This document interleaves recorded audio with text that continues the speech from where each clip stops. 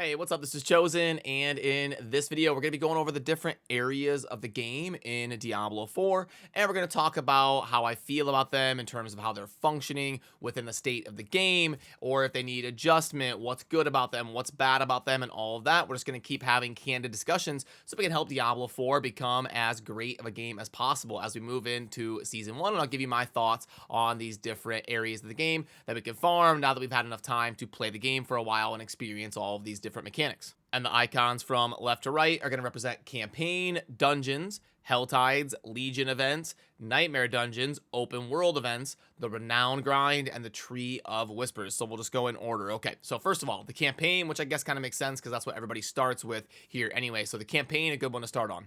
And the campaign, honestly, I feel like it's pretty good. It's probably an A. I think the pacing's about right.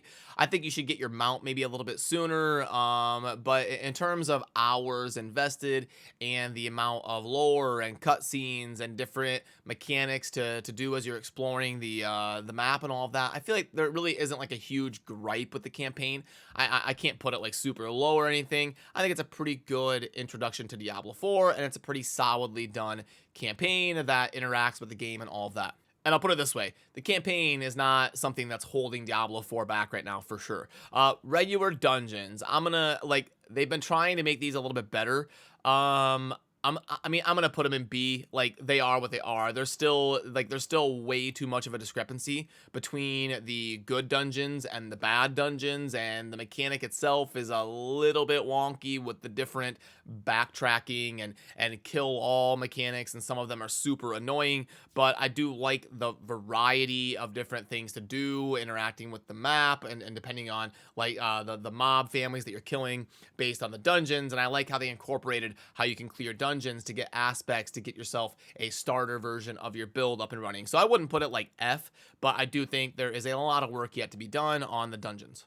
Helltides. So this is where you gather up all of those cinders and then you trade them in for chests and all of that, and you get some of the important crafting materials for upgrading your gear and the different things you're going to want to do within getting your end game build set up. I mean, again, similar to dungeons, I think they're fine. I think there are some improvements that would make this a little bit better. There needs to be like a counter in game to show you like when's the next Helltide, where's it gonna be at, and it is a good mechanic because it gets you to play in different zones and it gets you to really go around. So I do like the mechanic itself. I think it's a good addition to the game, but similar to dungeons, it definitely needs a little bit of love to kind of bring it up into those higher tiers and make it just a little bit better of a system.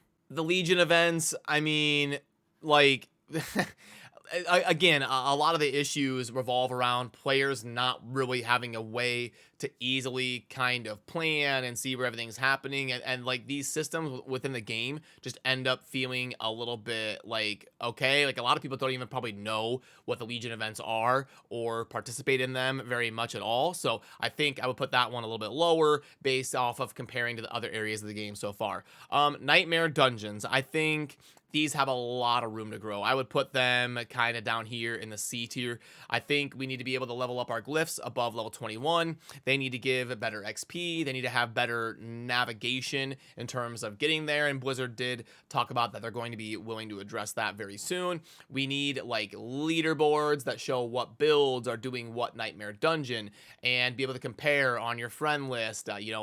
What nightmare dungeon am I able to get to? The sigil mechanic and the crafting and all of that definitely needs a little bit of work. So I think their head was in the right spot with Nightmare Dungeons. They're trying to make this kind of like the mapping mechanic where you try to craft the optimal sigils and then farm them with your team or whatever based off of getting the right stuff on there that make it optimal for you to play it. And it could be a lot of fun, again, if they address some of the dungeons and the discrepancy between them, and then also make the rewards and everything kind of within the way that it functions a little bit better. Then open world events. I mean, so open world events, the thing is like obols just aren't like fun enough. They're not impactful enough. You don't get enough of them really. You're never, it doesn't feel like I'm ever seeking out open world events. It almost feels like they're a bother. Like I'm on the map and I'm going by an open world event and it's like, I don't even need to bother. Like it would be nice if open world events really gave you something special, something to really strive for. And when you see an open world event, you're like, oh, hey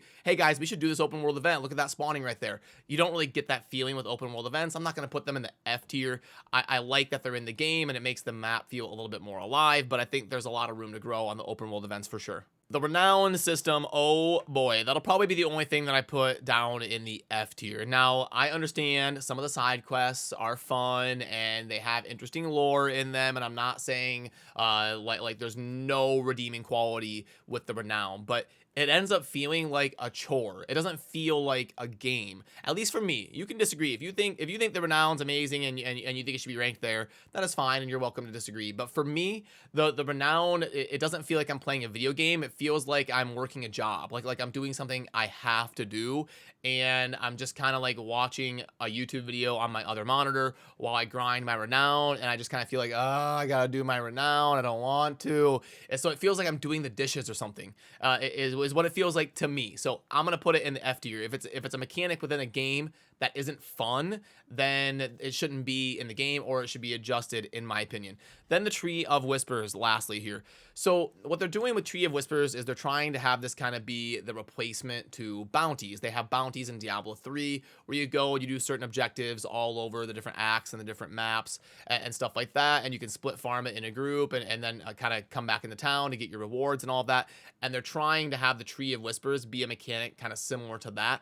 It ends up just not hitting the mark though. It's got like this niche window where it's pretty useful, like right before you're getting into your nightmare grinding rotation, like your nightmare dungeon grinding rotation. So like it can be handy there. But all in all, I'd say the Tree of Whispers is pretty underwhelming. So I would put that down here in the C tier as well.